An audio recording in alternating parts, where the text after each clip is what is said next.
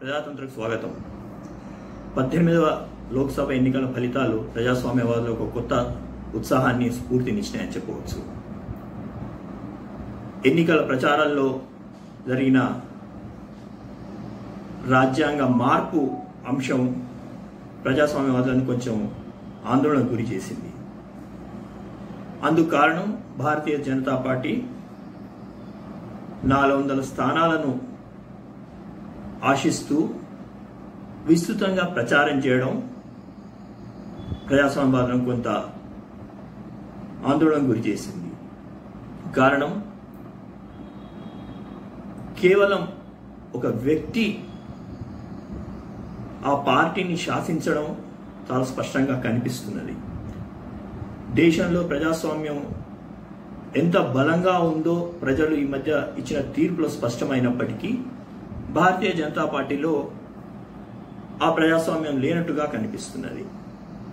అందుకు కారణం ఎన్నికల ఫలితాలు వెలువడిన మరుసటి రోజే ఇంకా ఎన్నుకోబడ్డ భారతీయ జనతా పార్టీ తరఫున ఎన్నుకోబడ్డ సభ్యుల సమావేశం జరగక ముందే వాస్తవానికి పార్లమెంటరీ వ్యవస్థలో పార్టీ తరఫున ఎన్నుకోబడ్డ సభ్యులు తమ నాయకుడిని ఎన్నుకున్న తర్వాత ప్రకటించడం అనేది ఒక ఆనవాయితీ.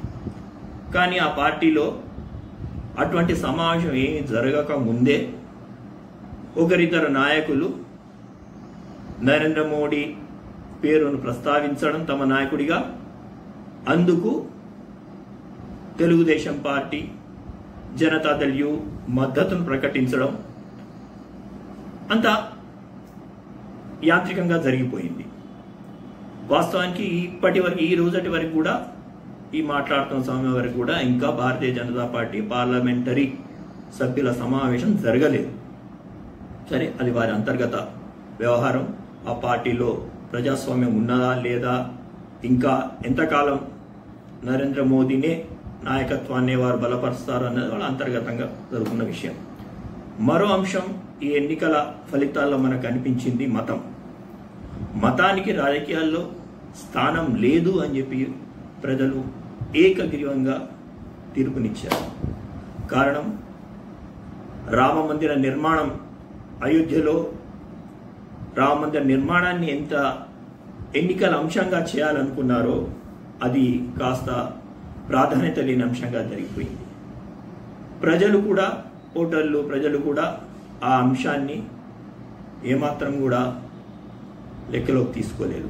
అందుకు కారణం అయోధ్యలో ఆ పార్టీ పరాజయం పాలు కావడం, భద్రాద్రి శ్రీరామ నెలకొలు ఉన్న భద్రాద్రిలో ఆ పార్టీ పరాభవం చెందడం, రామేశ్వరంలో అట్లా ఇంకో 2-3 స్థానాల్లో ఎక్కడైతే శ్రీరాముల వారి కొలువు తీరున్నారని మనం హిందువులు భావిస్తారో ఆ నియోజకవర్గాల్లో భారతీయ జనతా పార్టీ ఓటమి చవి చూసింది. అక్కడ ఉన్న ఓటర్లు ఆ అంశాన్ని ఏమాత్రం కూడా పరిగణలోకి తీసుకోలేదు. ఇంకా మరొక అంశం మనం ఇక్కడ గమనించవలసింది, ప్రజాస్వామ్యం కానీ రాజ్యాంగం కానీ దేశంలో ఎంత పరిపక్వతగా ఉందో అన్న దానికి ఒక ఉదాహరణ నరేంద్ర మోదీ 3వసారి ప్రధానమంత్రి కావడానికి దారి తీసిన అంశాలు. ఈ దేశానికి మొట్టమొదటి ప్రధానమంత్రి జవహర్లాల్ నెహ్రూ పండితుడు, విద్యావంతుడు, స్టేట్స్మెన్, చాలా విద్యావంతుడు.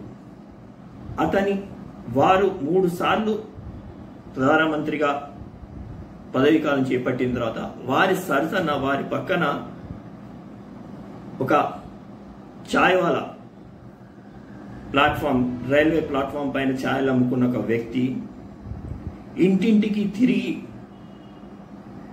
భిక్షమెత్తుకొని రోజులు గడిపిన వ్యక్తి, అవిద్యావంతుడు, తనే ఒప్పుకున్నాడు తను ఎటువంటి కూడా తను చదువుకోలేదని, ఎక్కడికి పోలేదని. ఆయన పక్కన నరేంద్ర మోదీకి స్థానం రావడం అంటే ప్రజాస్వామ్యం యొక్క గొప్పదాన్ని తెలుపుతున్నది. అది నరేంద్ర మోదీకి రాజ్యాంగం కల్పించిన ఒక అవకాశం. రాజ్యాంగం మార్చాలని భావించిన భారతీయ జనతా పార్టీ కానీ, ఆర్ఎస్ఎస్ కానీ, నరేంద్ర మోదీ కానీ వీళ్ళందరికీ కూడా అదొక గుణపాఠం కావాలి. రాజ్యాంగం ఎంత పదిలంగా ఉంటే, ఎంత భద్రంగా ఉంటే అట్టడుగు స్థాయి వర్గాలకు ఎటువంటి ఉన్నత పదవులు రాగలుగుతాయో అన్నది నరేంద్ర మోదీకి ఉదాహరణ.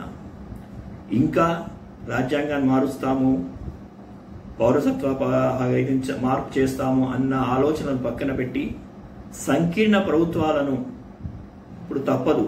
నరేంద్ర మోదీకి